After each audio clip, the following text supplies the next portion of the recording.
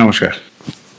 কর্কট রাশি 2026 কেমন যেতে পারে তার একটা অ্যাস্ট্রোলজিক্যাল অ্যানালিসিস দেওয়ার আজকে চেষ্টা করব। 2026-এ কর্কট রাশির ব্যক্তিগত উন্নতি, ভাগ্যের উন্নতি এবং মধ্যভাগে বিশেষ ফল। ডেফিনেটলি কর্কট রাশির জাতক জাতিকাদের ক্ষেত্রে অনেক ভালো বছর আসতে চলেছে।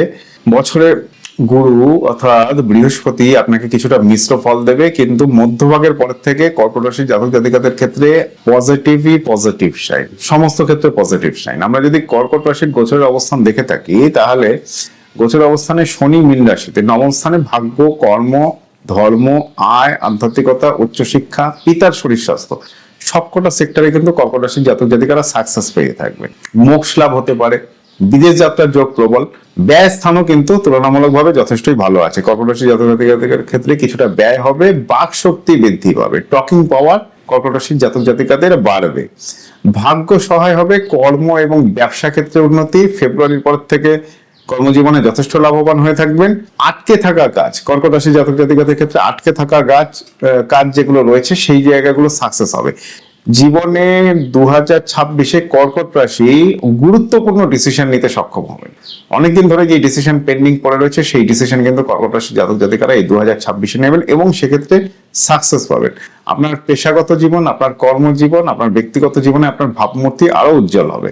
সমাজে আপনার প্রতিষ্ঠান, মান সম্মান, প্রভাব প্রতিপত্তি বাড়বে। কর্কট রাশির জাতক জাতিকাদের ক্ষেত্রে পার্টিকুলার এই সময়ে যেটা মাথায় রাখতে হবে সেটা হচ্ছে সুযোগ সন্ধানীরা আপনাকে ইউজ করতে পারে। আপনি বেশ কিছু পয়েন্টস এর দ্বারা ইউটিলাইজ হতে পারেন সুযোগ সন্ধানীদের দ্বারা। এই জায়গাটাকে মাথায় রাখবেন। বছরের শেষ পার্টে রাহু সপ্তম স্থানে গোচর করার ফলে আপনার জয়েন্ট বিজনেস কিংবা অংশীদারিত্ব কিংবা ব্যবসায়িক ক্ষেত্রে যে রিলেশনস গুলো রয়েছে সেগুলোর ক্ষেত্রে কিন্তু আকস্মিক কিছু পতন অর্থাৎ আপস এন্ড ডাউনস হয়ে থাকবে এবং বেশ কিছু রেভলিউশন অর্থাৎ পরিবর্তন আসতে পারে। হতে পারে বিজনেস আপনি টোটাল ছেড়ে দিয়ে নতুন সেক্টরের বিজনেসে যেতে পারে। আর্থিক ক্ষেত্রে যদি বলতে চাই, তাহলে জানুয়ারি, ফেব্রুয়ারি, মার্চ, এপ্রিল এই 4টে মাস অ্যাজ সাচ কোনো পজিটিভ সাইন কর্কট রাশির জাতক জাতিকাদের ক্ষেত্রে নেই। মে মাসের পর থেকে কর্কট রাশির জাতক জাতিকারা আর্থিক ক্ষেত্রে যথেষ্ট লাভবান হবেন।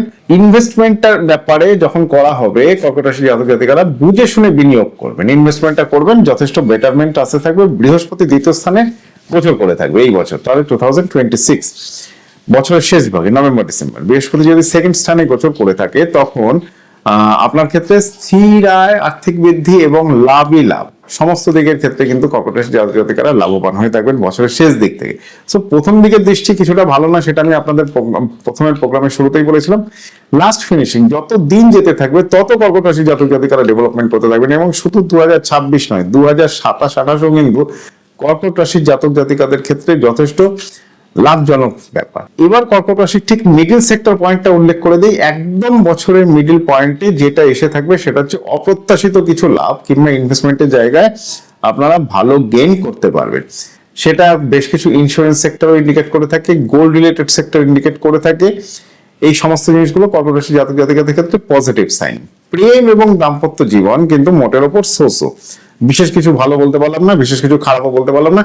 তুলনামূলকভাবে নতুন রিলেশনের দিকে আপনারা কিছু যেতে পারেন। পারিবারিক ক্ষেত্রে কিন্তু কর্কট রাশির জাতক জাতিকাদের অশান্তি বাড়বে। রাহু সপ্তম স্থানে বিবাহিত জীবন কিংবা বিয়ে থেকে উচ্চাকাঙ্ক্ষা কিংবা সামনের পার্টনার থেকে অনেক বেশি এক্সপেকটেশন কর্কট রাশির জাতক জাতিকারা করে থাকেন। এই জায়গাতে কিন্তু আপনারা ফেলিওর হবেন। সো ডেফিনেটলি উচ্চাকাঙ্ক্ষার দিকে যাবেন না, নর্মাল যেরকম পদ্ধতিতে এগাচ্ছে সেই পদ্ধতিতে এগান।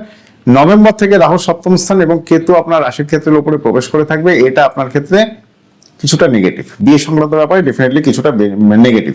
তাহলে কেতু নবম স্থানের ক্ষেত্রে অনেক সময় আপনি আপনার পার্সোনাল রিলেশনস গুলো নিয়ে অনেক উদাসীন হয়ে উঠবেন, যদিও কেতু কি করে থাকবে স্পিরিচুয়াল সাইড কিংবা মোক্ষ লাভ দিয়ে থাকে। সো যত সিনিয়র ক্যান্ডিডেটস রয়েছে তারা কিন্তু কর্কট রাশির জাতক জাতিকাদের ক্ষেত্রে একটা গ্লোরিয়াস টাইম। আপনারা আধ্যাত্মিকতার ক্ষেত্রে, স্পিরিচুয়াল ক্ষেত্র, আপনার ঈশ্বরের ক্ষেত্র কিংবা ধর্মীয় ক্ষেত্র কিংবা আপনাদের দীক্ষা ক্ষেত্র, এই সমস্ত সেক্টর গুলোয় কর্কট রাশির জাতক জাতিকারা এই বছর গেইন করবেন। ব্যক্তিগত বিকাশের হয়ে থাকবে, ব্যক্তিগত বিকাশ ডেভেলপ করে থাকবে। শারীরিক এবং মানসিক স্বাস্থ্যের জায়গা তুলনামূলকভাবে শরীর স্বাস্থ্য নিয়ে অ্যাজ সাচ বিরাট কিছু প্রবলেম বলতে পারবো না। সামগ্রিকভাবে ভাগ্যের ক্ষেত্রে, ভাগ্য উদয়ের ক্ষেত্রে কর্কট রাশির বছর কিন্তু এটা ডেফিনেটলি মানা যেতে পারে।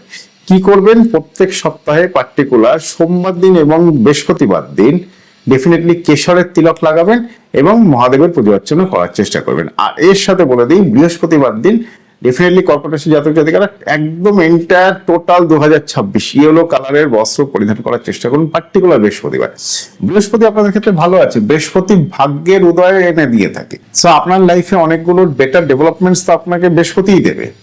বৃহস্পতিটাকে চাঙ্গা করার জন্য কি করবেন, তাহলে বৃহস্পতিবার দিন ডেফিনেটলি আপনারা ইয়েলো কালার ইউজ করার চেষ্টা করুন এবং লক্ষ্মীনারায়ণ স্তোত্রম কিংবা বিষ্ণু সহস্রনাম পাঠ করার চেষ্টা করুন। এটা আপনাদের ক্ষেত্রে অনেক বেটার ডেভেলপমেন্টস দিয়ে থাকবে।